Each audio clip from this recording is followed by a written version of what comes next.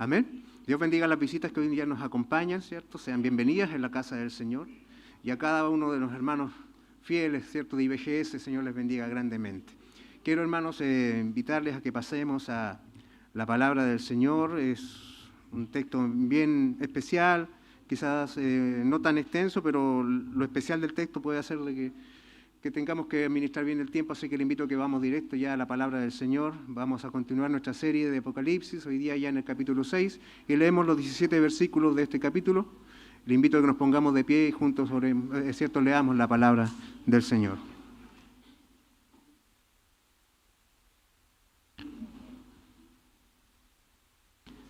Dice así, Apocalipsis capítulo 6. Vi cuando el Cordero abrió uno de los sellos y oí uno de los 4 seres vivientes decir con voz de trueno, ven y mira. Y miré, y aquí un caballo blanco, y el que lo montaba tenía un arco, y le fue dada una corona, y salió venciendo para vencer.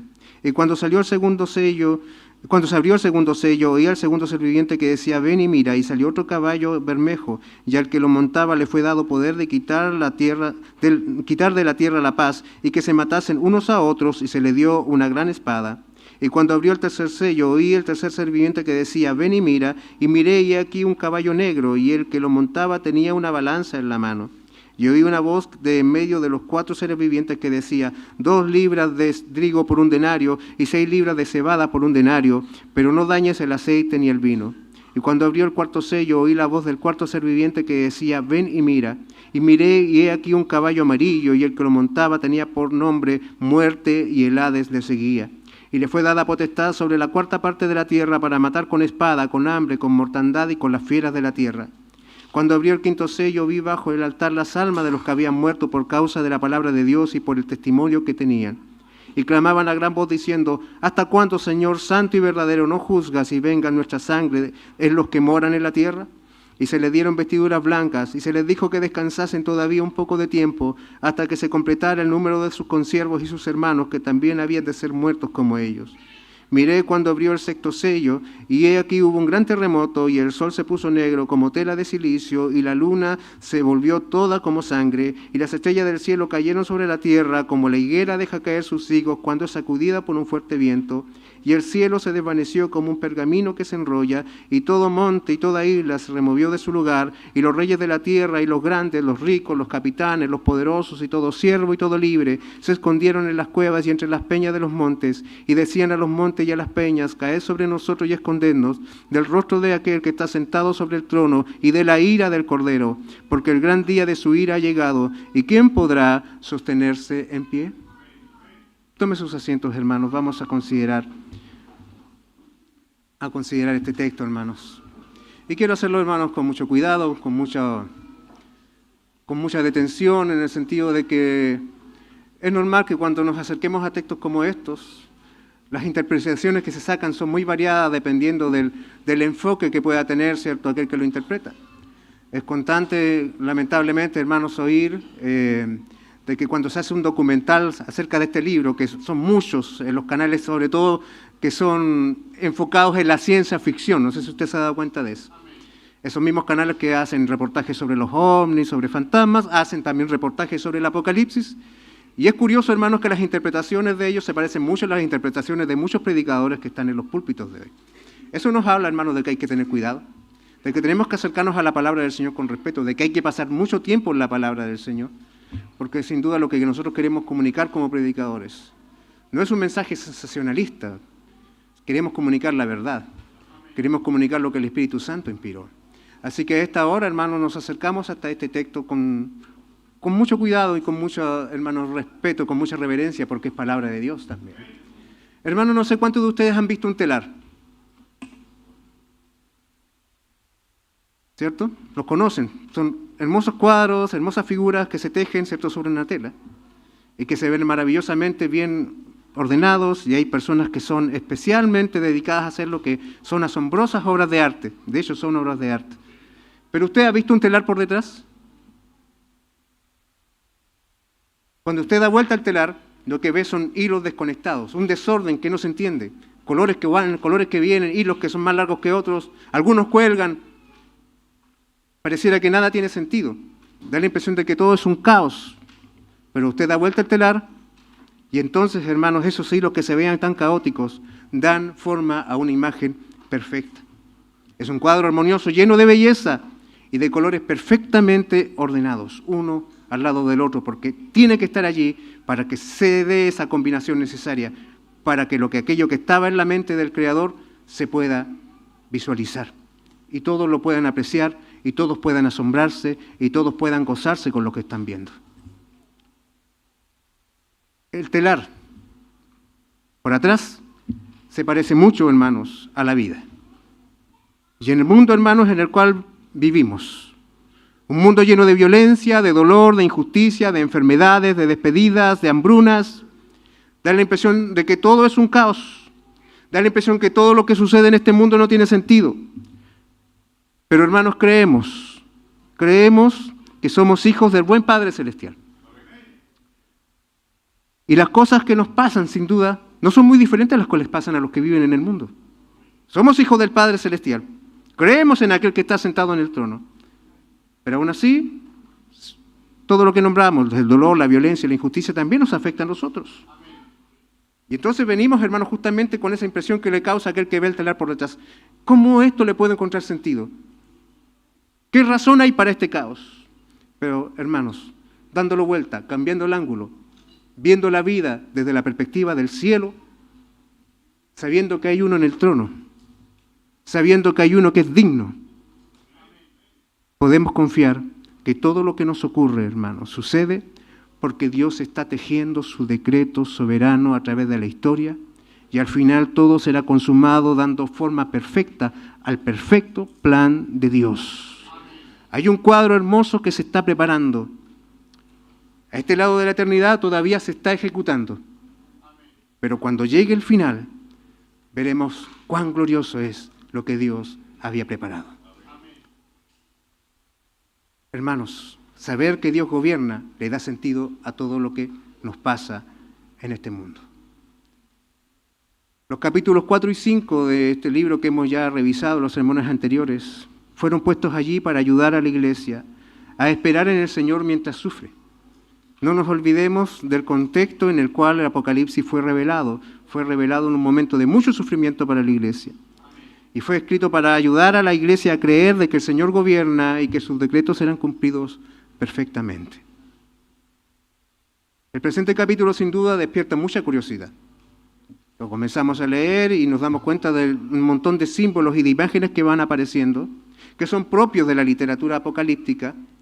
O sea, cualquier texto apocalíptico va a considerar imágenes como las que hemos leído y que juega con diferentes, hermanos, interpretaciones. Pero nosotros, hermanos, no debemos de perder de vista el propósito para el cual el libro fue creado. Por eso reiteramos una vez tras otra el propósito del libro.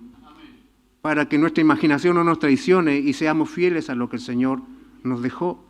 Este libro fue dado a la iglesia para consolarla, a través, hermanos, de darle una confianza absoluta en que la salvación final de los escogidos es inevitable.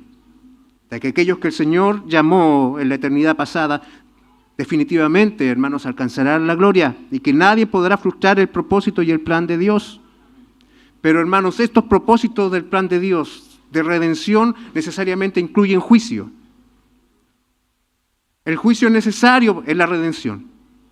Si usted ve, hermanos, echa una mirada así rápida al texto bíblico desde el principio, desde el Génesis en adelante, se dará cuenta de que cada vez que el Señor tenía que obrar, hacer una obra de salvación en favor de su pueblo, el Señor, a la vez que salvaba a su pueblo, hacía juicio, ejecutaba juicio sobre los impíos.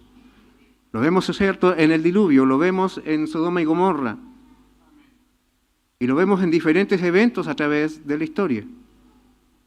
El juicio es una manifestación de la redención de Dios. Porque un Dios que ama, como ama Dios a su iglesia, con tanta intensidad, para que sea un Dios justo, tiene que aborrecer con la misma intensidad con que ama, si pudiésemos decirlo, el pecado y el pecador. Porque no sería, hermanos, correcto que alguien diga, yo amo a los niños, pero me da lo mismo si alguien abusa de ellos. ¿Cierto? No sería lo mismo decir, yo amo la justicia, pero a la vez, ¿cierto?, tolera la injusticia a su lado. Amo la justicia solamente mientras esto no me afecte. Nuestro Dios es un Dios que ama, pero Dios, a la vez como ama, Él también tiene ira. Y su ira hacia el pecado, hermanos, también es una forma a través de la cual podemos llegar a dimensionar cuánto Él ama. Cuánto Él ama a su nombre, cuánto Él ama la santidad, cuánto Él ama a su pueblo. Por lo tanto, hermanos, nosotros teniendo esto en mente, entendemos de que este Cordero proclamado, que es digno, es el encargado también de ejecutar los sellos que desencadenan el plan de Dios, y esos sellos también incluyen una serie de eventos que ocurrirán a través de la historia, que independientemente, hermanos, de cómo serán los eventos, cuáles serán los tiempos, si esto es una cronología, si esto es algo que debemos esperar, algo que ya ocurrió, algo que ya está sucediendo, hermanos, lo que a nosotros nos importa es lo siguiente: todo lo que vemos que ocurre en el capítulo 6 es una manifestación de la soberanía de Dios. Dios gobierna los eventos de la historia. Esa soberanía de Dios, ese plan de Dios incluye también que existan guerras, que se den persecuciones contra la iglesia, que existan tribulaciones, que se den enfermedades, de las cuales el pueblo de Dios no está exento, porque es un hecho, hermanos, que aunque no somos del mundo, nos pasan las mismas cosas que le pasan a los que viven en el mundo. Si viene un debacle económico, sin duda, a nosotros también nos va a afectar. Por eso, hermanos, no es bíblico pensar que no debiéramos sufrir por ser cristianos. No es correcto, porque la Biblia, hermanos, nos dice claramente en Juan 16:33, estas cosas os he hablado para que en mí tengáis paz. En el mundo tendréis aflicción, pero confiad, yo he vencido al mundo. ¿Se da cuenta que el Señor está hablando acá a la iglesia, la realidad? El Señor no esconde la realidad. El que llega a servir a Cristo no se mete en una burbuja que le aísla de la realidad. Cuando algo es verdadero, hermanos, es algo que se condice con la realidad. Por eso creemos que el Evangelio es verdadero, porque el Evangelio no niega la realidad. Tendréis aflicción, pero confiad, yo he vencido al mundo. ¿Se da cuenta aquí la dualidad? O sea, no la dualidad, sino que el completo pensamiento que ha de tener el creyente: vamos a sufrir, pero ese sufrimiento estamos experimentándolo con la certeza de la victoria de Cristo. Esa misma idea es la que nosotros encontramos también acá en el capítulo 6 de Apocalipsis. Además, los problemas comunes, hermanos, pero además de los problemas comunes que tenemos que vivir como habitantes de este mundo, tendremos que enfrentar también una realidad que es propia de aquel que sirve a Cristo y que tampoco el Señor nunca ocultó. Y es de que a las aflicciones propias de cualquier habitante de este mundo caído, nosotros los que creemos en Cristo debemos sumarles el sufrimiento causado por ser parte de la causa de Cristo. Nos vamos a enfermar como todos, ¿cierto? Vamos a tener problemas económicos como todos, pero hermanos, a eso ha de añadirle de que por ser hijos del Señor, por identificarnos por Cristo, este mundo nos va a aborrecer. Y el mismo Señor también lo vuelve a decir en Juan 15:19.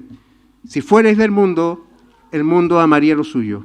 Pero porque no sois del mundo, antes yo os elegí del mundo, por eso el mundo os aborrece. Ser escogidos y amados por Cristo tiene consecuencias. Porque a la vez como hemos sido escogidos y amados por el Señor, este mundo nos aborrece, y así ha sido a través de toda la historia. Quizás nosotros estamos un poco alejados de esta realidad, pero hermanos, los creyentes del primer siglo tenían mucha experiencia en esto. Y de hecho hoy también muchos hermanos nuestros tienen experiencia del sufrimiento que causa el servir a Cristo.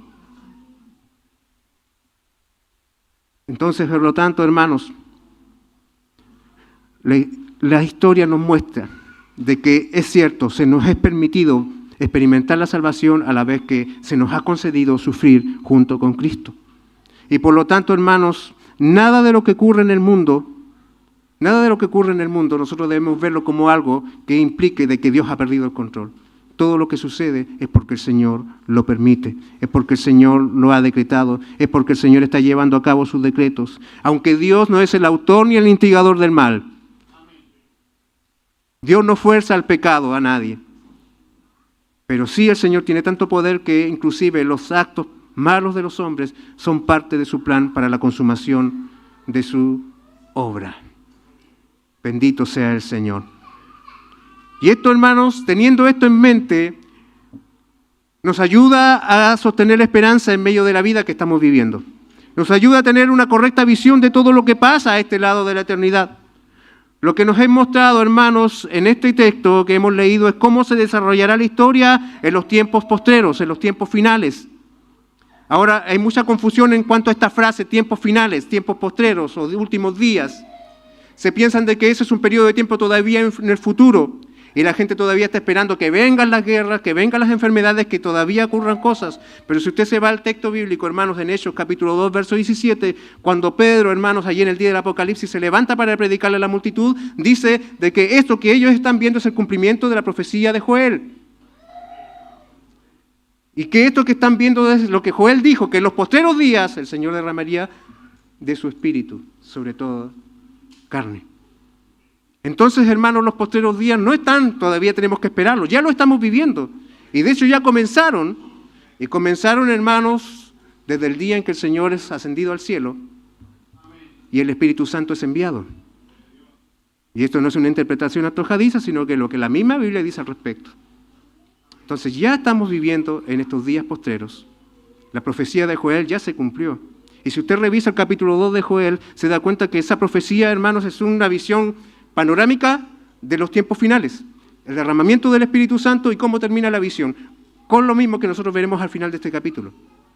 La profecía de Joel tiene también mucho de apocalíptico. Si usted llega al final de esa porción de la profecía del derramamiento del Espíritu Santo, comienza anunciando el derramamiento del Espíritu Santo y termina, hermano, un par de versículos más adelante diciendo lo que ocurrirá en el día final. Es una visión panorámica de los últimos días. Entonces, nosotros tenemos aquí frente a nosotros un texto que nos relata de una manera bastante concreta, sin caer entre muchas extensiones, hermanos, de detalles, lo que haga de esperar que ocurra, ¿cierto?, en la humanidad mientras el Señor asciende al cielo y mientras Él regresa. Amén.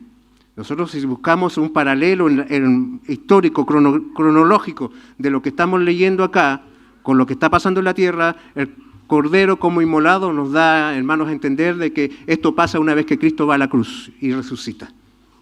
Lo que usted leyó en los capítulos 4 y 5 es lo que sucede posterior a la ascensión de Cristo, si quisiéramos verlo así.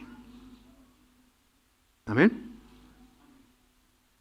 Así que, por lo tanto, hermanos, lo que usted está viendo acá es una visión desde el ángulo del cielo de lo que ocurre en la historia de la humanidad mientras Cristo sube al cielo y mientras Él regresa. Es el lapso de historia que hay entre la primera y la segunda venida del Señor. Todo lo que ocurre, hermanos, vemos, ¿cierto?, de que aquí hay por lo menos 3 escenas en esto que hemos leído. Del versículo 1 al 8, la apertura de los 4 primeros sellos, todos asociados a un jinete en particular. Luego llegamos ya al verso 9 y aquí, hermanos, se abre otro sello, el 5º sello, y en este 5º sello, hermano, al abrirse hay una visión del cielo. O sea, usted fija, cambia la escena completamente. Y luego, hermanos, cuando se abre ya el 6º sello, tenemos una visión, un anticipo de aquello que aún todavía no ocurre, que es el día del juicio del Señor.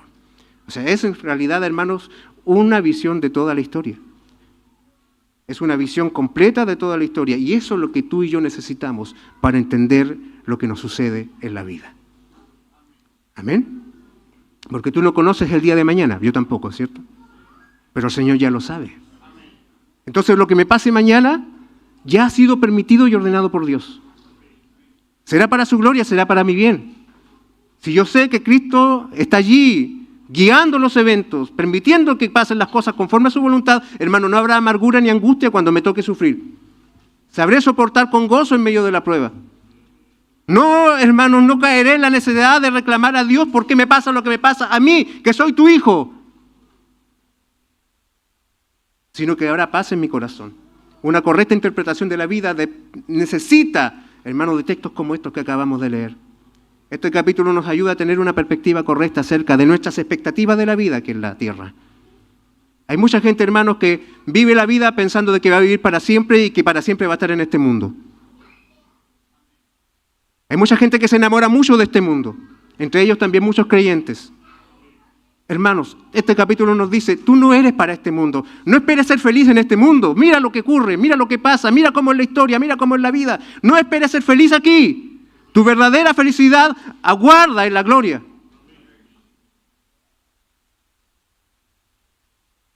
Nosotros no somos de aquí, Tenemos una ciudad preparada por Cristo que nos aguarda. Habrá un día, hermanos, donde ya no habrá más llanto, dolor ni muerte, porque la victoria final es del Cordero. Y todos aquellos que han lavado sus ropas en la sangre del Cordero son victoriosos junto con Él. Así que, hermanos, en la medida que vayamos avanzando, yo creo que usted va a darse cuenta de que todo aquello que usted atesora en este mundo, lo va a ver como algo que pronto va a pasar. Hay gente que vive para su auto, hay gente que vive para su casa, hay gente que vive para su trabajo, hay gente que vive para su físico, hay gente que vive, hermanos, para su belleza, hay gente que vive, hermanos, para sus deleites. Y todo aquello, hermanos, pronto será ceniza. Todo lo que tú ves aquí con tus ojos naturales tiene fecha de vencimiento. Y si tu gozo, tu felicidad, tu esperanza está firmado en aquello, pobre de ti. Pobre de ti. Por eso afirma tu esperanza en la victoria del Cordero. Amén. Decíamos, hermanos, de que esto pareciera que fuera un todo. Empezamos en el capítulo 4 con un relato y el capítulo 5 es continuidad. Si usted llega al 6, es lo mismo. Es la historia continuando. El relato, la visión de Juan, ¿cierto? Manteniéndose con una continuidad, hermanos, bastante unida, un evento o una visión después de la otra. En el capítulo, hermanos, 5, terminamos viendo cómo el Cordero toma el libro de la mano que estaba sentado en el trono y nosotros escuchamos las alabanzas, cómo resonó de forma multitudinaria en los cielos. Y en este instante, hermanos, después de que el Cordero ha tomado el libro, de que ha quedado en claro que Él es digno, este Cordero que es digno, hermanos, comienza a abrir los sellos de este libro. Sabíamos, hermanos, lo que implicaba un sello en un libro. Un sello era, hermanos, un símbolo de que ese libro es un documento de autoridad, es un testamento, es algo que contiene los propósitos completos del plan de redención de Dios. Y al abrir los sellos comienzan a revelarse diferentes imágenes que tienen un simbolismo muy particular. Cada uno, ¿cierto?, representa algo en particular. Y cada vez que un sello es abierto, en el principio nosotros podemos ver del 1 al 8, de que hay un periodo, hermanos, que es un bloque. Es una parte completa, donde cada vez de que se abre un sello, uno de los seres vivientes dice, ven y mira, en otros textos dice, ven. Hay gente que dice, bueno, ese ven es para que Juan vaya a ver, otros dicen, ese ven es para que aquel jinete, ¿cierto?, que está asociado a ese sello, salga y obedezca a la orden. En realidad, lo que a nosotros nos interesa, hermanos, es poder verlo esto, como les digo, en primer lugar teniendo en cuenta de que del verso 1 al 8 tenemos un bloque de un texto que necesitamos interpretar así en conjunto, y poder ver los símbolos allí, hermanos, conforme a lo que la misma Biblia nos aporta para poder entenderlos. Van apareciendo cada vez que se abre uno de esos primeros 4 sellos, un jinete montado en un caballo de color específico, con cualidades especiales, con una autoridad en particular que, ponga atención en esto, le es dada a cada uno. Ellos tienen autoridad sobre algo en el mundo, algo sobre la historia, pero esa autoridad es una autoridad delegada. No es propia de ellos. Es importante que tengamos este dato allí. Lo primero que vemos, hermanos, o lo primero que tenemos que entender, es de que cada vez que se habla de un jinete de caballo, en los textos proféticos, hermanos, esto está asociado a conceptos de fuerza, de terror, de poder, de conquista, de autoridad, de guerra.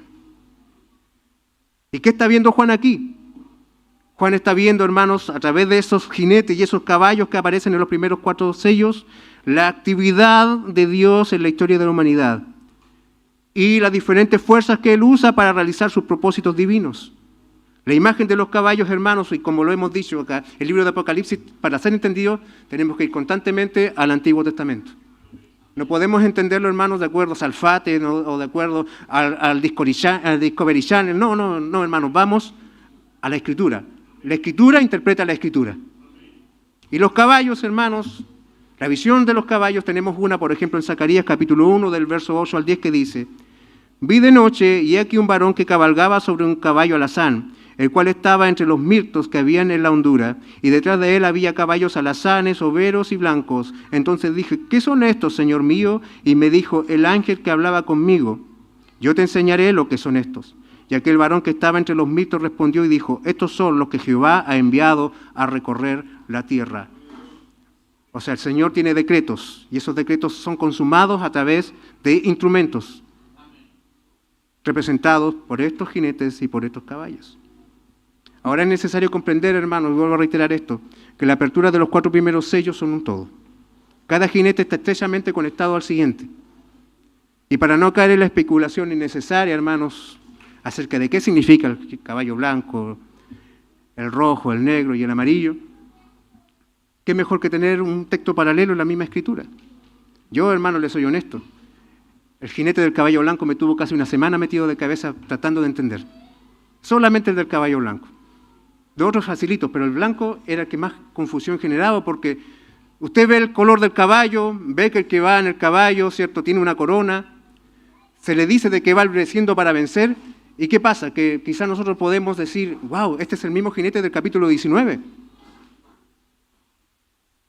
Pero hermanos, es importante, le digo, ahora hay muchas posturas, y lo bueno es que tratemos siempre de que vayamos a textos relacionados con la escatología, a ser quizás un poquito, hermanos, honestos intelectualmente, y también, hermanos, no ser dogmáticos, así como, ¿cómo usted dice que es esto? Yo pienso que es esto otro, ya dejamos de ser hermanos. No, eso no ocurre aquí. ¿Cierto? Eso es bueno que nosotros no lo consideremos. Pero sí, hermanos, tenemos que buscar lo que resulte más coherente dentro de las Escrituras para poder llegar a entender lo que quizás, ¿cierto?, lo que nos está diciendo acá. Y tenemos un texto paralelo, hermanos, que nos ayuda con perfecta claridad a entender lo que Juan está viendo en estos primeros 8 versículos del capítulo 6. Y ese texto paralelo nosotros lo encontramos en el Evangelio de Mateo, en el capítulo 24, del verso 1 al 14. Allí, hermanos, tenemos nosotros la revelación de Cristo acerca de los últimos días. Y si usted va viendo cómo el Señor va anunciando, ¿cierto?, los eventos van a ocurrir, ¿cierto?, en los postreros días, encontraremos un paralelo que aplica perfectamente con lo que acá ve Juan en las aperturas de los primeros 4 sellos. Entonces, ustedes el trabajo, búsquenlo en su casa, no lo vamos a ver en detalle aquí porque no es una clase, sino que es un sermón. Pero se abrió en el verso 2 el primer sello. Y uno de los seres vivientes con voz de trueno dice, ven y mira. Y al instante aparece este jinete del caballo blanco. ¿Cierto? Ahora, muchas personas dicen, él debe ser Cristo. Pero ¿dónde está Cristo en la visión? Está abriendo los sellos. Es el Cordero que está allá en el trono. Amén. Entonces, ¿está en el trono o está cabalgando? Ahora, ¿por qué? Si vamos a la interpretación de que ese ven es una orden al jinete, ¿por qué si esos mismos seres vivientes que estaban adorando, hermanos, al Cordero, ahora uno de ellos le está dando una orden? Si es el mismo personaje. Hay una especie de pequeña incongruencia allí. Ahora, vuelvo a reiterar la idea del capítulo 19 y del jinete, del caballo blanco del capítulo 19. Hermano, y la verdad es que lo único que coincide entre ambas visiones es el color del caballo. Pero si usted hace una comparación, ¿cierto?, a este jinete del caballo blanco que está montando, ¿cierto?, este caballo tenía un arco, se le dio una corona y salió conquistando para conquistar. O sea, es una persona que tiene poder, que tiene autoridad y que tiene una intención de someter. Pero si nosotros vamos al capítulo 19, hermanos, vemos de que, primero, este jinete tiene una corona. Se le dio una corona. Esta corona, hermanos, en el griego se traduce como estéfanos. Y ya hablamos acerca del estéfanos, que es la corona que se le da a aquel que participa de una carrera y se le entrega, ¿cierto?, esa corona. En cambio, el jinete del capítulo 19 dice de que él no tiene una corona, sino que tiene muchas diademas. Y la palabra diademas, hermanos, en el original es diadematas. Y diadematas, hermanos, es una corona de autoridad real, que no le puede ser dada porque le pertenece por naturaleza. En segundo lugar, nosotros podemos comparar de que este jinete lleva un arco. En cambio, el jinete del capítulo 19, ¿qué tiene? Tiene una espada de doble filo que sale desde su boca. Es una imagen propia del Mesías. Amén. A este jinete, hermano, no se le identifica, pero al jinete del capítulo 19 se dice que él tiene un nombre. ¿Cuál es ese nombre? Él es fiel y verdadero, que con justicia juzga y pelea. No sé si está recitando el capítulo o la canción, la canción, ¿cierto? Pero, hermanos, este jinete es muy diferente al de este capítulo. ¿Se fijan? Cosa de comparar los textos. Entonces eso nos ayuda, hermanos, a entender de que cada vez, primero que nada, que se habla de Cristo en el Apocalipsis, vea usted la cantidad de detalles que se dan para describirlo. En el capítulo 1, vemos que ocupamos muchos versículos para tener la imagen de aquel que habla con voz de trueno, ¿se acuerda? Cuando se habló del Cordero, también tenemos mucha información. En cambio, cuando llegamos a este jinete solamente se menciona como inclusive uno más de esos 4. Y de hecho, si usted lo ve, él es seguido inmediatamente por los otros 3, lo que habla de que están al mismo nivel de los otros. O sea, este símbolo, hermano, en primer lugar tenemos que entender que esto es un símbolo de algo. Amén. Estamos hablando de apocalipsis, lenguaje apocalíptico, lenguaje simbólico, no literal. ¿Ok? Porque muchas personas están pensando de que va a bajar realmente un jinete desde los cielos, así físicamente, literalmente. Hermano, lo que este texto nos está diciendo, no esperes eso. Asócialo esto con la palabra, busca lo que esto significa, porque de esto se trata, de simbología. Es una imagen que representa otra cosa, que representa algo. El peor error que cometen muchos intérpretes y muchos predicadores, hermanos, cuando llegan estos textos, es que lo interpretan literalmente. Literalmente. Y eso genera toda esa ola de sensacionalismo, al punto que, lo vuelvo a reiterar, los programas más triviales de televisión tocan estos temas desde ese ángulo. Nosotros los que somos respetuosos de la palabra no podemos caer, hermano, no puedo yo estar a nivel de los ufólogos. Soy predicador, no un ufólogo, ni comentador, ni panelista de televisión. Usted y yo somos hombres que somos llamados a reverenciar la palabra de Dios. Entonces, si usted se fija, ya creo que es importante de que no creamos de que este jinete es Cristo. No, es otro jinete. Este jinete obedece, hermanos, está sometido. Y por lo tanto, si usted va revisando, tiene connotaciones que son negativas, porque está ostentando un poder temporal. A él se le dio la corona, a él se le dio un arco. Es un poder, hermanos, temporal. Y este poder, hermanos, ejercido por este jinete, trae como consecuencia que la guerra, el hambre y la muerte le sigan. Este jinete y su caballo, hermanos, ¿qué serían entonces? Un símbolo del poder político humano que siempre ha tenido esa ambición de dominar, oprimir y controlar sin temor a Dios. Y que se presenta como una alternativa, como un usurpador de la figura de Cristo. Y todavía esto, hermanos, es una característica propia de los gobiernos de este mundo. No importa si es monarquía, no importa si es dictadura, no importa si es democracia, hermanos, la corrupción y el abuso del poder están presentes. Antes, por ejemplo, si se instalaba una dictadura, era sangre y fuego. Hoy lo hacen a través de los votos, pero se convierten en dictadores al final. Y si usted se da cuenta, cada uno de estos hombres que intentan dominar el mundo, que intentan gobernar el mundo, tienen delirios mesiánicos. Ellos son los que vienen a solucionar todo. Si usted vota por mí, yo le cambio la vida. Y una vez que están en el poder, se manifiesta su corrupción, se manifiesta la maldad de su corazón. Traen, hermanos, destrucción y desgracia a la tierra. Dios bendiga a nuestros queridos hermanos que son parte de nuestra iglesia. Somos testigos de lo que ocurrió en su nación en estos últimos días. ¿Qué es esto, hermanos? Justamente una manifestación de aquello que este caballo simboliza. Y lo peor, hermanos, de que este hombre más encima se atreve, hermanos, a usar en vano el nombre de Dios con tanta frivolidad, hermanos, que da pánico. Dios tenga misericordia de ese país. Y el punto está, hermanos, que cada uno de ellos pretenden ser salvadores. Y si usted va al texto de Mateo, capítulo 24, la primero que aparece allí acerca de los últimos tiempos que vendrán falsos cristos. Falsos poderes que aseguran salvación. Y de hecho el César en este tiempo, hermanos, él reclama ser el Curios. Él reclama ser el Señor.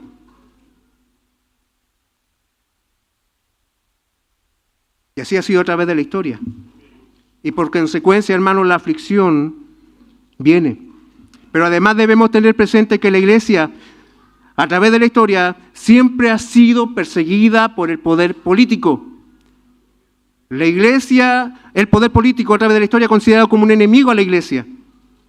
Ya sea, hermanos, a través del Imperio Romano, el Imperio Otomano, o el comunismo, o el progresismo, hermanos, o la cultura woke de este tiempo, los progres de esta época, hermanos. Todos ven el cristianismo como su enemigo. Y si pueden matarlos, bien. Y si los pueden humillar, bien. Si pueden, hermanos, ridiculizarlos, bien. Vea usted la inauguración de las Olimpiadas. El progresismo, hermanos, es una forma de ejercer política. Y utiliza, hermanos, los movimientos de liberación homosexual, el feminismo y cada una de aquellas cosas que parecieran cuestiones relacionadas a los valores y a la ética, son simplemente una forma de generar gobierno, una forma de ejercer dominio. El feminismo es una forma de ejercer dominio. Darle libertades y derechos a minorías para oprimir a las mayorías.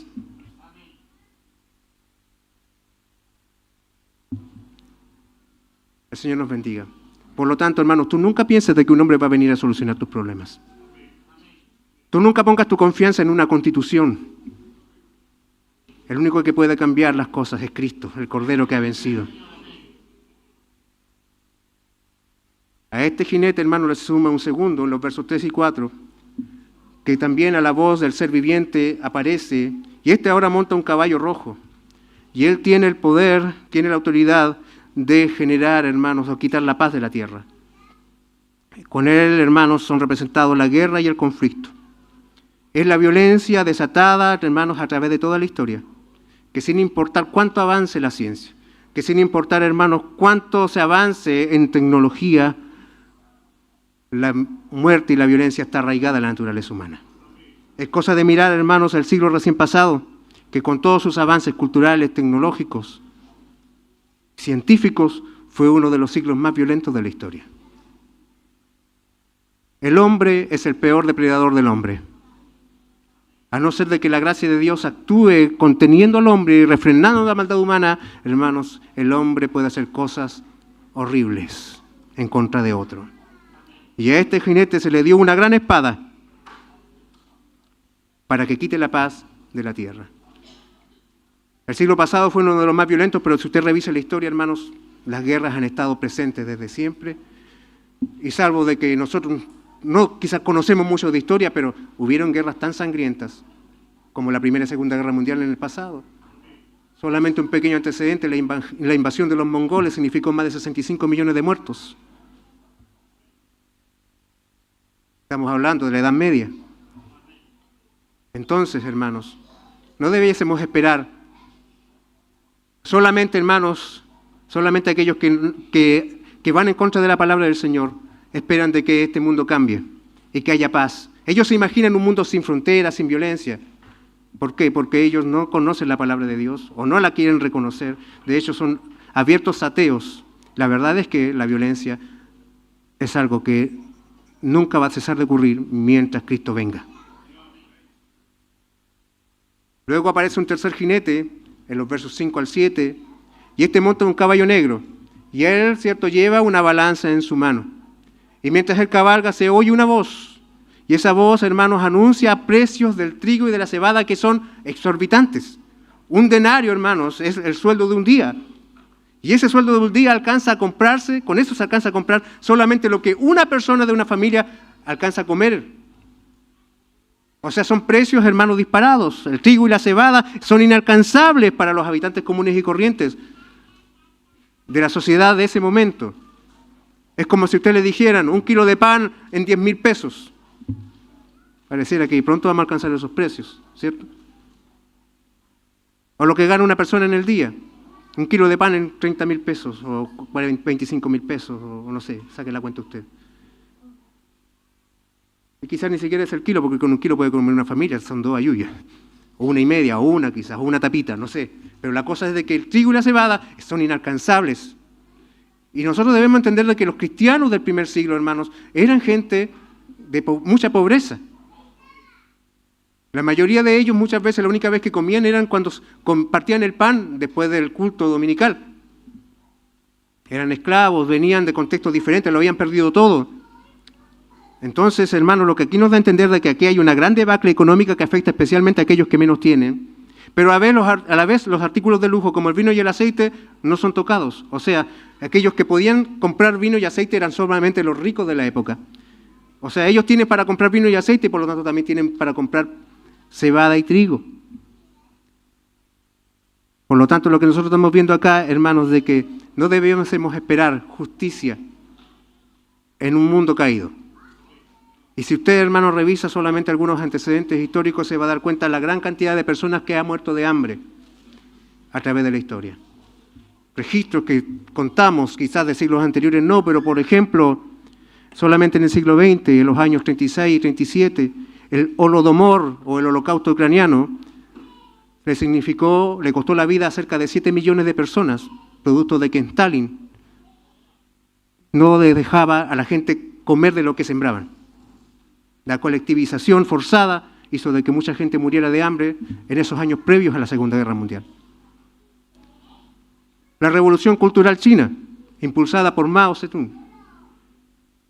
Solamente entre el año 1959 al 1961 significó que 45 millones de personas murieran de hambre, aparte de las que mataban fusilando, aparte de las que mataban colgando. Y si usted ve las estadísticas, hermanos, 24.000 personas mueren al día de hambre hoy. Las hambrunas, hermanos, han estado presentes a través de la historia y están presentes también hoy. El cuarto jinete monta un caballo amarillo. Ese caballo amarillo, hermanos, es como, imagínese usted una persona que está enferma, que te dio como ictericia. Ese es el color de ese caballo, que representa enfermedad, que representa la muerte. Este caballo es montado por un jinete que tiene un nombre. Este nombre es muerte. Y le sigue, ¿qué cosa? El Hades. Él va matando y el Hades va recogiendo. La tumba está detrás siguiéndole. Y se le ha dado autoridad, dice, para matar a 1/4 parte de los habitantes de la tierra. A través, ¿cierto?, del hambre, de las enfermedades, de las fieras, de la espada. Y esto, hermano, no es una visión que es solamente propia del Apocalipsis. Si usted va a Ezequiel, capítulo 14, verso 21, dice: por lo cual así ha dicho Jehová el Señor, cuando yo enviaré contra Jerusalén mis 4 juicios terribles, espada, hambre, fieras y pestilencia, para cortar de ellos hombres y bestias. La cantidad de personas que morirán es enorme, la 1/4 parte de los habitantes de la tierra. Pero note usted esto, aquí hay un dato glorioso y esperanzador. ¿Qué puede haber de esperanzador cuando se está hablando que la gente va a morir por la espada, por el hambre, por las pestilencias, por las fieras? Es que es 1/4 parte. ¿Qué significa esto? De que Dios en su soberanía ha puesto límites a la muerte y al Hades. A ellos no se les permite hacer nada más de aquello que Dios le ha permitido. No pueden hacer lo que quieran. Solamente pueden actuar bajo el permiso de Dios. Glorias sean dadas al Señor. Bendito sea el Señor. ¿Cuánto consuelo hay para los creyentes en esto? Finalmente sabemos que el Señor, hermano, si usted va y se hace un pequeño spoiler en este mismo libro, se va a dar cuenta que el Señor pesca la muerte y toma al Hades y los arroja al lago del fuego. Los vencerá para siempre. Gloria a Dios por eso. Estos 4 jinetes traen al mundo mucha tribulación, aflicción, conflicto y persecución. Pero vea usted, cada uno de ellos es descrito como teniendo algo que se le ha sido dado. Al primero se le dio un arco, al segundo se le dio una espada, al tercero, ¿cierto?, se le dio la potestad de una balanza, y al último se le da la potestad de matar hasta una cantidad limitada de personas. Esto, primero que nada, nos dice que todos ellos están conectados. No hay que interpretarlos uno a uno con tanto detalle. Todos es un periodo histórico. Se refiere a la realidad del tiempo, de la vida, mientras Cristo regresa. Esto es lo que ha estado sucediendo, está ocurriendo y sucederá hasta que Cristo vuelva. ¿Amén? ¿Amén? Pero cada poder que ostentan es un poder que les ha sido dado. No es un poder que les pertenece. No es propio de ellos. Ellos solo pueden hacer, y vuelvo a repetir esto, lo que les está permitido hacer. Lo que reafirma la bendita soberanía de Dios sobre todo lo que ocurre en la tierra. Todo lo que pasa en este mundo, hermanos, pasa porque Dios lo permite, porque Dios lo ha decretado. En ningún momento el que está en el trono se ha movido. Bendito sea el Señor. Y vuelvo a reiterar esto, hermanos. Muchos se preguntan, ¿dónde está Dios mientras hay tanto sufrimiento en el mundo? Yo sé dónde está Dios. Dios está en su trono. Dios está en su trono. Esto nos dice, hermanos, de que Dios es quien interviene en el mundo y en el reino de los hombres. Y Él está llevando las cosas al punto que Él determinó. Todo lo que estamos viendo que está ocurriendo es parte del plan de Dios y Él está conduciendo los eventos según su providencia, a través de su providencia, al punto que Él dijo que tenían que concretarse. Él escribió la historia, hermanos. Él es el Señor de la historia. Él conoce el fin desde el principio, dijo el profeta Isaías. Y estos 4 primeros sellos, hermanos, nos recuerdan algo especial a cada uno de nosotros hoy. Es que debemos ser realistas, hermanos. Debemos ser realistas. No podemos esperar en este mundo sujeto a vanidad una vida ideal. No podemos, hermanos, esperar de que nuestra vida sea perfecta mientras vivamos en un mundo caído. Ese es el gran problema de muchos. Y por eso que muchas veces les cuesta tanto procesar el sufrimiento. Y es que piensan de que a todos les puede pasar, pero menos a mí. Y eso, hermanos, es no tener sentido de realidad. La verdad es que vivimos en un mundo sujeto, hermanos, a maldición. Un mundo que está, en el cual los embates de la caída, hermanos, de Génesis 3, todavía están presentes. ¿Por qué tendría que esperar no enfermarme hoy? ¿Por qué tendría que esperar, hermanos, de que mis seres amados vivieran para siempre? ¿Por qué tendría que esperar, cierto, de que mi vida sea perfecta, de que quizás nunca pase hambre, de que quizás, hermanos, siempre tenga lo suficiente? ¿Por qué tendría que yo vivir aferrado a esa ilusión si lo que yo estoy viendo y lo que la palabra de Dios me dice a través de este texto es de que vivimos en un mundo sujeto a vanidad? Si yo tengo claro esto, hermanos, mi amor por este mundo será menos. Mucha gente ama tanto el mundo, entre ellos algunos creyentes, porque, hermanos, para ellos toda su vida se trata de lo que viven aquí. Todos sus sueños, todos sus ideales, todas sus metas, hermanos, están representados en algo temporal, en algo material. Hay que trabajar, trabaja. Construye una casa, hazlo. Progresa en la vida, hazlo. Pero tu mirada no puede ser, hermanos, puesta, no puede estar fija en aquellas cosas. Lo que tú tienes hoy es algo que te ha sido dado. Y en cualquier momento te puede ser retirado. Y cuando Dios da, es bueno. Y cuando Dios se quita, es bueno.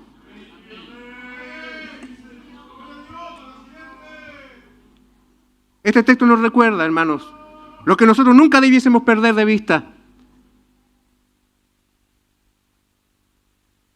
No debemos amar este mundo. No debemos desear este mundo. No debiésemos quedarnos aquí para siempre. Hay sufrimiento, hay dolor. Vivimos en un mundo que se opone al gobierno del Rey de Reyes y Señor de Señores. Por lo tanto, no debemos esperar, hermanos, los aplausos del mundo tampoco. Dios nos ha guardado a este lado del mundo todavía. Pero hoy, ahora, hay hermanos muriendo por la causa de Cristo. La Biblia es clara en decirle al pueblo de Dios que sufrirá aflicción, que será perseguido, que será odiado por la causa del nombre de Cristo. Estos jinetes traen maldad, mucho dolor y aflicción al mundo, pero, hermano, gloria a Dios por esto. Dios sigue firme en su trono. Ellos no pueden hacer nada más de aquello que está en el trono le ha permitido hacer, porque Él es el soberano sobre todo.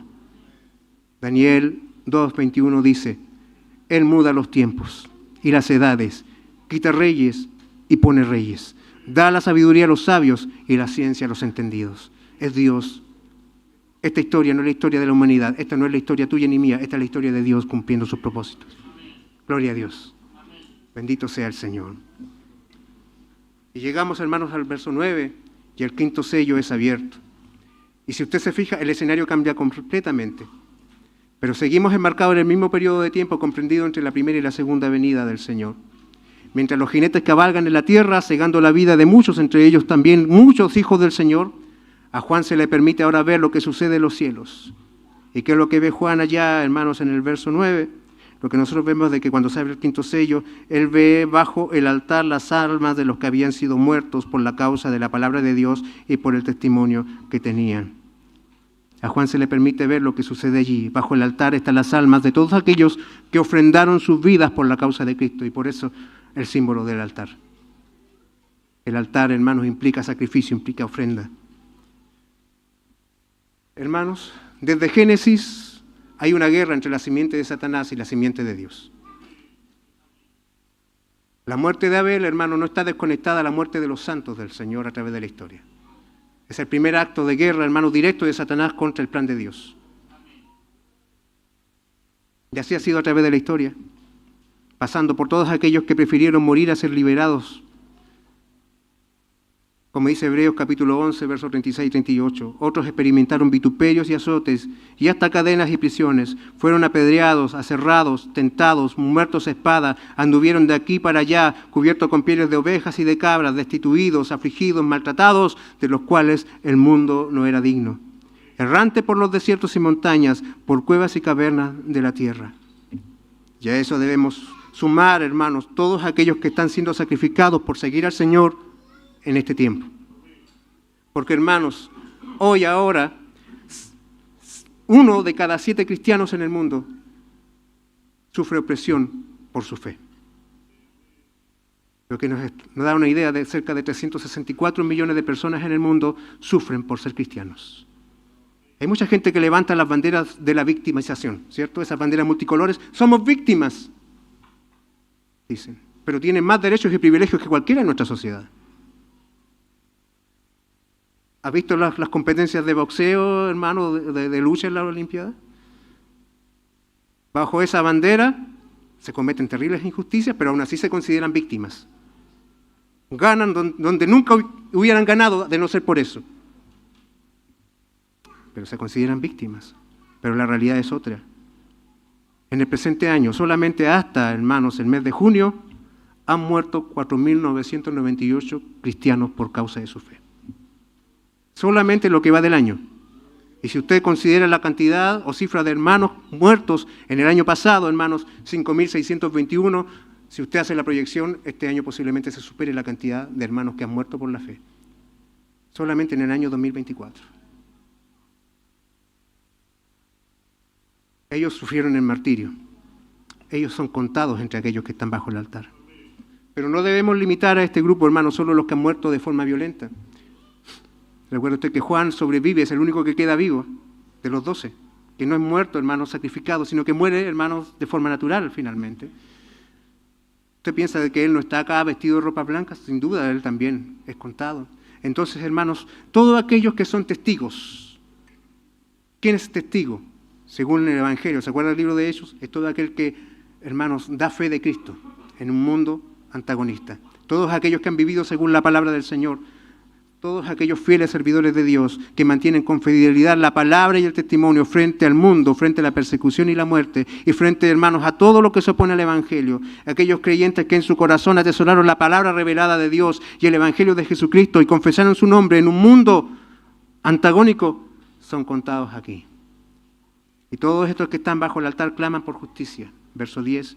Y clamaban a gran voz diciendo: ¿hasta cuándo, Señor santo y verdadero, no juzgas y venga nuestra sangre en los que moran en la tierra? Hermanos, este es un clamor por la manifestación de la justicia de Dios. La intensidad de su súplica, fíjese usted, ¿hasta cuándo, Señor? Esto habla de intensidad, de un corazón. Aquí hay un corazón, hermanos, que no está preguntando, está clamando con mucho sufrimiento, por decirlo de una manera, con intensidad. Aunque están en el cielo, ya no hay sufrimiento, pero, hermanos, hay una desesperación por ver la gloria de Dios, por ver la justicia del Señor manifestada. Y ellos le hablan y claman al Señor soberano, a quien le dicen y quien identifican como Señor santo y verdadero. Esta frase, hermanos, ya había aparecido en la carta a Filadelfia. Santo, porque, hermanos, el Señor está absolutamente separado de cualquier atisbo de maldad. Es perfecto en toda su naturaleza. Y verdadero, hermanos, porque Él es merecedor de la absoluta confianza de su pueblo, porque todo lo que dice, todo lo que Él hace, es conforme a lo que Él es. Amén. Y por lo tanto, en Él no hay mentira. Él merece la confianza de su pueblo. Y los santos recurren a Él para que haga, hermanos, que su santidad y su verdad resplandezcan en un mundo atado a la oscuridad y a la maldad. Y ellos dicen aquí, piden que su santidad resplandezca, que su verdad resplandezca.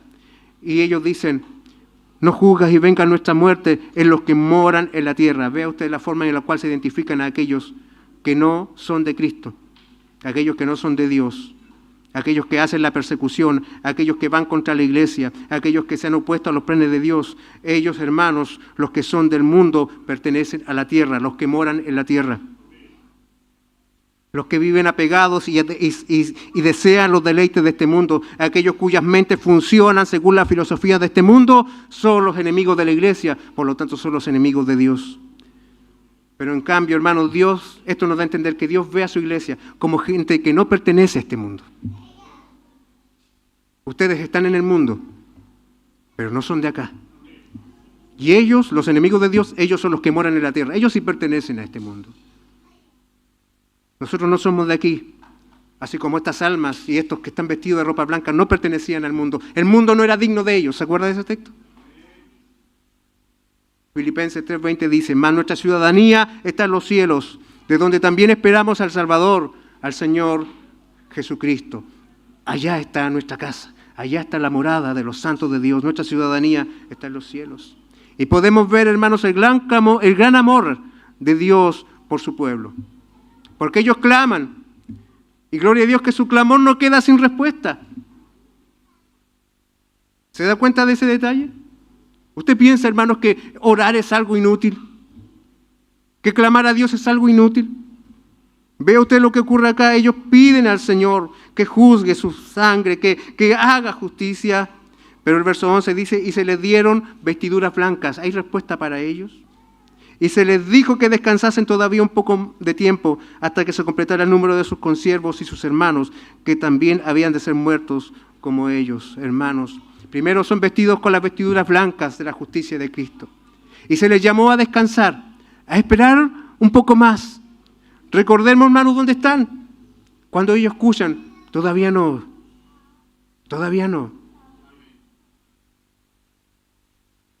Ellos están bajo el altar de las ofrendas, de los sacrificios. Y esto que nos recuerda, hermanos, la hora perfecta de su Salvador, del Cordero como inmolado. Allí donde ellos están es el lugar donde se hizo la expiación que ganó el perdón para estas almas y para todos aquellos que confían en Cristo.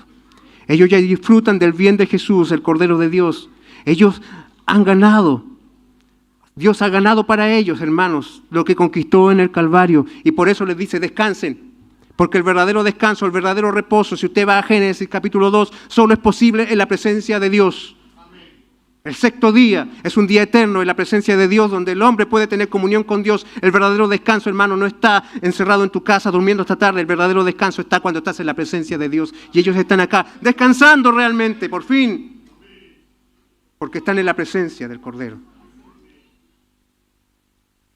Descansen otro poco. Ya han sido vestidos de blanco con la perfecta justicia de Cristo. Se les ha dado entrar en el reposo de Dios y se les reafirma que el decreto divino no puede ser frustrado. El número de los escogidos ha de completarse. Los que han de morir como ustedes tienen que completarse. ¿Y eso qué implica? De que no hay ninguno de aquellos por los cuales Cristo murió que se vaya a perder. El número ha de completarse. Y esto también significa otra cosa. ¿Qué significa? De que Dios no está retrasado en sus planes. El plan va avanzando conforme a su decreto. Y el día que se va a cumplir todo es el día que Dios prefijó en la eternidad pasada. No, Dios no se atrasa. Dios no olvida. Hermanos, Dios no olvida. Dios no se atrasa. Gloria a Dios.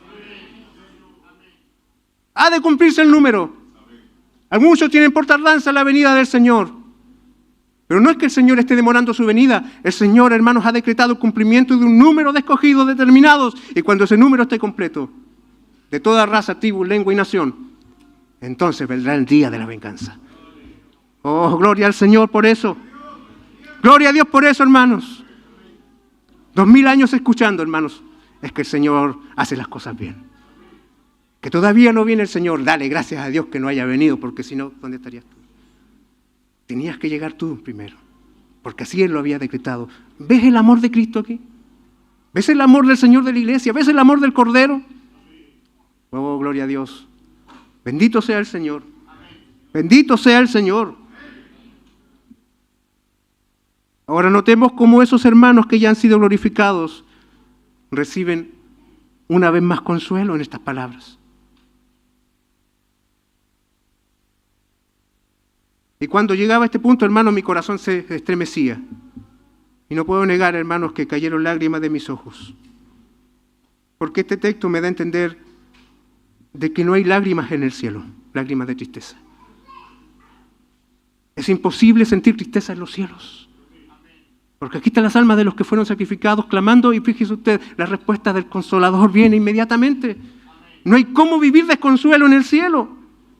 Los que moran allí reciben la gloriosa atención de su Salvador. ¿Y no te da consuelo esto a ti? ¿No te pasa a tu corazón esto, hermanos? ¿Cuántas veces, hermanos, la nostalgia nos vence?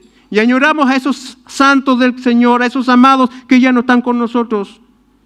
Pero los únicos que lloran somos nosotros, ellos ya no lloran.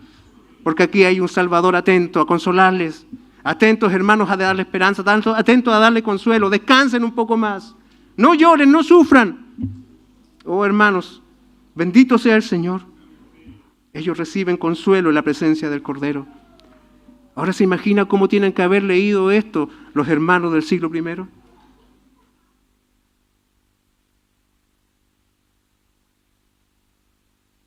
Imagínese un padre que vio a su hijo ser quemado por la causa de Cristo. Este padre tiene ahora la certeza de que su hijo no quedó convertido en cenizas. Su hijo ahora ya está en la presencia del Cordero, vestido de ropas maravillosas, descansando y esperándome. Bendito sea el Señor. Cuán gloriosa visión desde los cielos. Desde el trono la muerte ya se ve vencida. Desde el trono la muerte ya no tiene autoridad ni poder. Desde el trono, hermanos, se ve la victoria del Cordero. Dios está haciendo su obra y Él no tarda. Dios está reuniendo a los suyos desde cada lugar del mundo, desde todas las épocas de la historia. Su gracia soberana es invencible, hermanos. Bendito sea el Señor. Y luego llegamos al verso 12 y se abre el sexto sello. Y esta, hermanos, es una mirada hacia el final de la historia. Todo lo que leímos anteriormente, si pudiésemos darle una línea cronológica, aunque el libro de Apocalipsis nunca pretende entregarnos una cronología, es una visión del final de los tiempos. Lo que pasará en el último día de la historia de la humanidad, cuando amanezca el último día de este mundo. Y ya no va a haber más días, porque de aquí en adelante, desde esta hora en adelante, empieza la eternidad. Imagínense usted eso, hermano. Trate de dimensionarlo. Es como cuando se lee el Génesis y llegamos al evento del diluvio y dice, y cuando llegó el día, esa frase nos habla de que ese día era un día previamente señalado para el cumplimiento de un evento redentor de parte de Dios. No era cualquier día. El calendario de Dios funciona perfecto. Y aquí vemos, hermanos, una visión del final de la historia.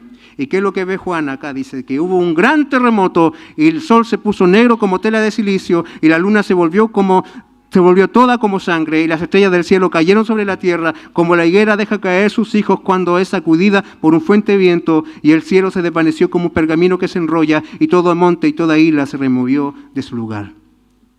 El lenguaje usado por Juan, hermanos, es el típico lenguaje apocalíptico usado por los profetas cuando se refieren al día grande y temible del Señor. Usted recorra todos los textos del Antiguo Testamento, hermanos, que hablan del día del Señor, y allí, hermanos, se describe ese día de esta misma manera. Vaya a la misma profecía de Joel, del capítulo 2, y va a encontrar estos mismos símbolos, estas mismas imágenes. Amén. Y este lenguaje, hermanos, el Señor también lo usó como el gran profeta que es, en Mateo 24, 29, cuando dice, pero inmediatamente después de la tribulación de esos días, el sol se oscurecerá, la luna no dará su luz, las estrellas caerán del cielo y las potencias de los cielos serán sacudidas. ¿Ve la similitud? Esto está en Mateo, que nosotros estamos leyendo, está en Apocalipsis, y si usted va a los textos del Antiguo Testamento, hermanos, es la coincidencia del lenguaje. O sea, ¿qué me dice esto? Que el autor es el mismo. Hay un mismo espíritu trabajando a través de esto que nosotros estamos recibiendo, que se está asegurando que recibamos, hermanos, verdades. Todos los moradores de la tierra experimentarán terror en el día del juicio de Dios sobre los pecadores. Es el terror que viene sobre aquellos que han ido en contra de la voluntad de Dios. Y de hecho esta es la primera descripción que encontramos en el Apocalipsis acerca del día del juicio. Vimos cómo los santos claman en los cielos. Y aquí también hay un clamor, pero muy diferente. Los santos claman por justicia, de que Dios haga prevalecer su gloria en medio del mundo, y estos claman para poder escapar de la ira del que está en el trono, para escapar del juicio. Ellos piden a las rocas que caigan encima, si es posible, para escapar de la justicia del que está sentado en el trono y de la ira del Cordero, que está, hermanos, airado contra la maldad. Ahora esto fue profetizado en Oseas capítulo 10, verso 8, que dice: y los lugares altos de Abén serán destruidos, y el pecado de Israel crecerá sobre sus altares espino y cardo, y dirán a los montes: cubrirnos, y a los collados: caed sobre nosotros. Nuevamente, hermanos, el Espíritu Santo está tomando profecía del Antiguo Testamento para describir una verdad. Están aterrados porque ha llegado el día de la ira contra ellos, la justa retribución de un Dios santo contra el pecado. Recordemos, hermanos, que la redención debe incluir juicio. La redención debe incluir juicio. Dado que el Cordero ama tanto a su iglesia, debe aborrecer también, hermanos, la maldad, sobre todo aquella maldad que se ha levantado en contra de ella, y por eso la ira de Dios. Hermanos, muchos piensan que la ira de Dios es algo contradictorio en la persona de Dios. Si Dios es amor, ¿cómo puede tener ira? Hermanos, la ira es una manifestación del amor de Dios. Si Dios es justo, Él debe castigar. Si Dios es santo, hermano, Él no puede tolerar la maldad. Es una contradicción, un Dios santo que, hermanos, deje pasar la maldad sin castigo. Por lo tanto, hermanos, es esperable, así debe ser, y así el Señor lo ha dicho, de que la maldad en el mundo ha de ser castigada, ha de recibir la justa recompensa por sus obras. Hermanos, nunca un pecador es juzgado y castigado injustamente. Los que son salvados reciben gracia, los que van al infierno reciben justicia, pero nunca injusticia de Dios. Así lo dijo un gran predicador. Pero esa es la verdad, y este día viene. Este día viene, y cuando Él venga, ellos dicen: ¿quién podrá sostenerse? ¿Quién podrá permanecer en pie? Los profetas del antiguo tiempo hicieron la misma pregunta. Nahum 1, verso 6 dice: ¿quién permanecerá delante de su ira? ¿Y quién quedará en pie en el ardor de su enojo? Su ira se derrama como fuego, y por él se hienden las peñas. Cada juicio, hermano, del pasado anticipó este día. El diluvio, el juicio de Sodoma y Gomorra, las plagas en Egipto, hermano, no son comparables con este aterrador día que viene. Fíjese usted cómo se trata de describir. Y esto, hermano, es simbólico. Es simbólico, ya no es literal, pero es simbólico. ¿Qué nos está diciendo esto? De que el sol y la luna se apaguen, que las estrellas caigan, que el cielo se recoja, hermanos, como un pergamino. Es el símbolo de que ya no hay más historia, de que ya no hay más tiempo, de que ya no hay otro segundo día, de que no habrá día después de este día, de que todo se termina aquí, todo lo que tuviste, junto con todo aquello que amaste de este mundo, junto con todo aquello que deseaste de este mundo, ya no estará más, porque un nuevo cielo y una nueva tierra, hermanos, aparecerán. Y en ese día, hermanos, en este día que es un día histórico, que si bien es representado de forma, hermanos, simbólica aquí, es un día señalado como un día efectivo, real, como el día que tú y yo estamos viviendo hoy, que va a amanecer como amaneció este día, pero que está ya prefijado en el calendario divino, hermanos, en el programa de Dios, ya está señalado este día. No es, hermanos, una idea, un concepto, es realidad. Y ese día viene. Y este día, hermanos, cuando todo termine, todos los que se rebelaron contra el Señor, contra aquel que está en el trono y rechazaron al Cordero, no podrán escapar. Acá, si usted se fija, los reyes de la tierra, los grandes, los ricos, los capitanes, los poderosos y todo siervo y todo libre, no podrán huir. Se escondieron en las cuevas y en las peñas de los montes, dice. Buscarán huir de la justicia de Dios, pero no, su riqueza no les servirá, su poder no les servirá, su autoridad mundanal no les servirá. No importa, hermano, si es rico, no importa si es pobre. Si rechazaste a Cristo, este día te aguarda. Si fuiste en contra del amor de Cristo, este día es el que te espera. Si has despreciado al Cordero y no te has arrepentido, este es el día. Y aunque grites a las piedras que te caigan encima, no podrán salvarte. Hasta las montañas y las islas son removidas. No hay donde el hombre se pueda esconder. Y ese día viene. Ese día viene, hermanos. Y sin excepción, grandes, chicos, ricos y pobres deben comparecer ante el trono blanco. Y el juicio de Dios será ejecutado. Porque como lee usted, hermanos, al final de este capítulo, porque el día de su ira ha llegado. El día de su ira ha llegado. Y usted ya sabe lo que significa un verbo conjugado en pasado, cuando todavía está hablando de un evento futuro. ¿Qué significa eso? De que esto es inevitable, de que ciertamente ocurrirá. Esto es un evento consumado. La oración de los santos recibe respuesta. Este sello asegura que el día del juicio viene y el único que puede escondernos de la ira de Dios es el Cordero de Dios. No son las rocas, no son las montañas, es Cristo. Y ve usted esto, la ira del Cordero. La ira del Cordero. Aquel que es lleno de amor, aquel que es lleno, hermanos, de misericordia y de gracia, un día manifestará su ira. Por eso, hermano, no juegues con Cristo. No juegues con el Señor Jesús. No te tomes a la ligera el Evangelio.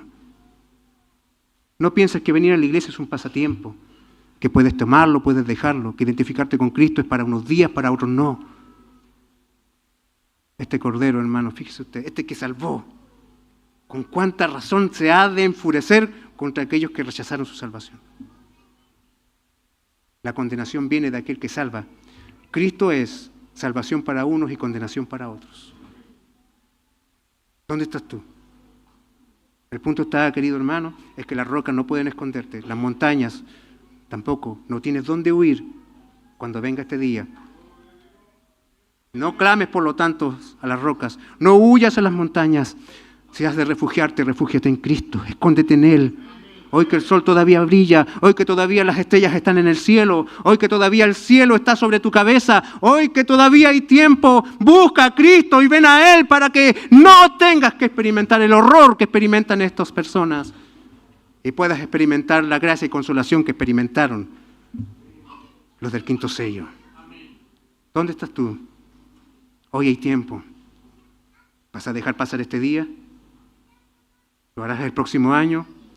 ¿Quién te asegura que habrá un próximo año? ¿Quién te asegura que habrá un próximo día? ¿Quién te asegura de que hay un mañana? ¿Puedes asegurarlo tú? Solo Cristo puede. Entonces, si solo Él puede, me conviene ir a sus pies hoy. Allí donde debo estar. Ir por perdón, porque este Cordero, que un día se airará, hoy todavía sigue impartiendo gracia y misericordia. El tapiz se está tejiendo. Si usted se fija, todo tenía sentido. Nada es al azar. Cada siglo desde la venida del Señor ha sido asolado por guerras, enfermedades, hambrunas, persecuciones sangrientas. La sangre de nuestros hermanos ha regado la tierra desde siempre.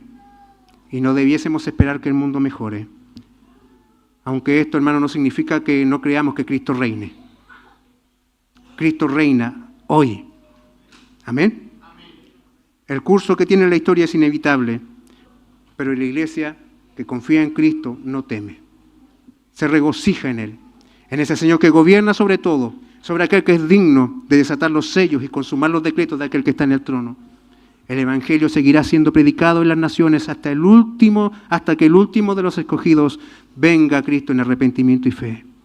Los que han muerto reposan y esperan por ese día, así como nosotros esperamos. ¿Por qué? Porque este mundo no es nuestro hogar. Nuestro tesoro no está acá abajo, está en los cielos. Y allá queremos llegar. Y hermanos, de hecho, allá llegaremos. Porque hermanos, para nosotros no habrá ira del Cordero, porque hemos sido salvados por la sangre del Cordero.